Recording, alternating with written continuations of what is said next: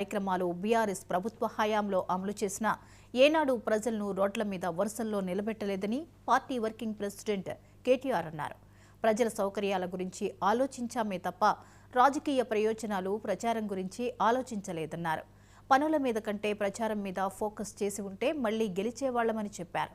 తెలంగాణ భవన్లో నిన్న జరిగిన మహబూబాబాద్ లోక్సభ బీఆర్ఎస్ ఎన్నికల సన్నాహక సమావేశంలో కేటీఆర్ మాట్లాడారు. కాంగ్రెస్ ప్రచారం చేసిన అబద్దాల ముందు బీఆర్ఎస్ చేసిన అభివృద్ధి ఓడిపోయింది. లోక్సభ నియోజకవర్గాలపై బీఆర్ఎస్ సమీక్షలు చేస్తోంది. ఈవేళ భువనగిరి సెగ్మెంట్ నేతలతో కేటీఆర్ సమావేశం కానున్నారు.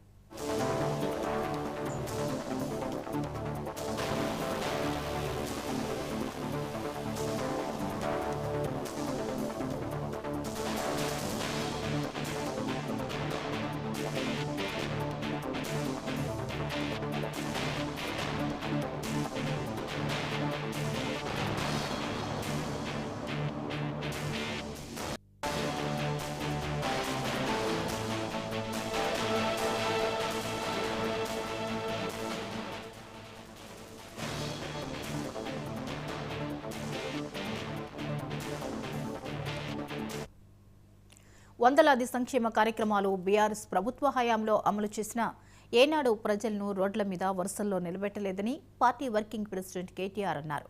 ప్రజల సౌకర్యాల గురించి ఆలోచించామే తప్ప రాజకీయ ప్రయోజనాలు ప్రచారం గురించి ఆలోచించలేదన్నారు. పనుల మీద కంటే ప్రచారం మీద ఫోకస్ చేసి ఉంటే మళ్లీ గెలిచేవాళ్లమని చెప్పారు.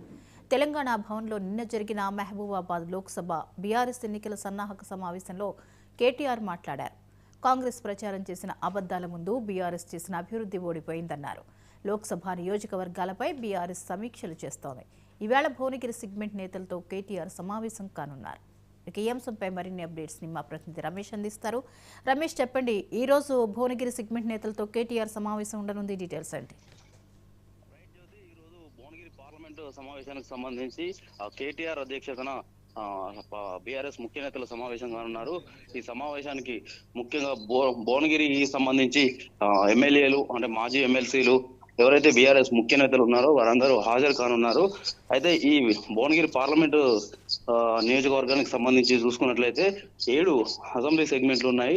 ఈ 7 అసెంబ్లీ సెగ్మెంట్ లో భువనగిరి, ఆలేరు, జనగామ, తుంగతుర్తి, నకరేకల్, మునుగోడు, ఇబ్రహీంపట్నం ఈ 7 అసెంబ్లీ సెగ్మెంట్లు ఉన్నాయి. వీటిలో ఒక్కటి మాత్రమే బీఆర్ఎస్ గెలుచుకుంది. పల్లా రాజేశ్వరరెడ్డి జనగాం నుంచి ఒకటి మాత్రమే గెలుచుకుంది. మిగతా 6 సెగ్మెంట్లను కాంగ్రెస్ కైవసం చేసుకుంది.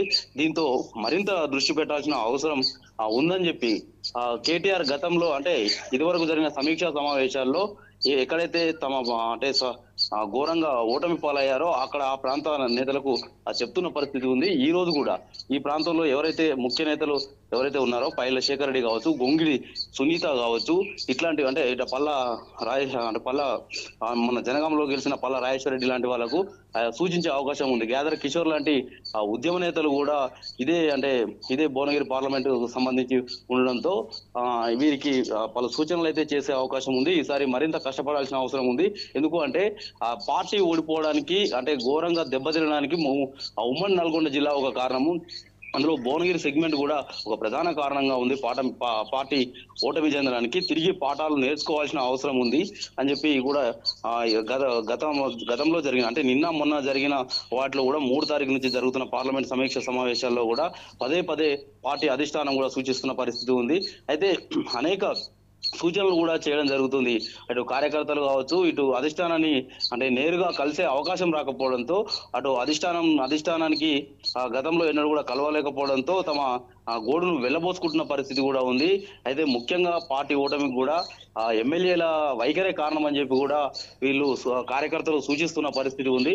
అయితే అధిష్టానం కూడా కొంత జాగ్రత్తగా వ్యవహరించాలి. కొంత జరిగిన మాట వాస్తవమే అని కూడా కొన్ని సందర్భాల్లో ఒప్పుకున్న పరిస్థితి ఉంది. ఈ రోజైతే అంటే మొత్తం మీద భువనగిరి పార్లమెంట్ కు సంబంధించిన సమావేశం బీఆర్ఎస్ పార్టీ రాష్ట్ర కార్యాలయం తెలంగాణ భవన్లోనైతే జరగనుంది.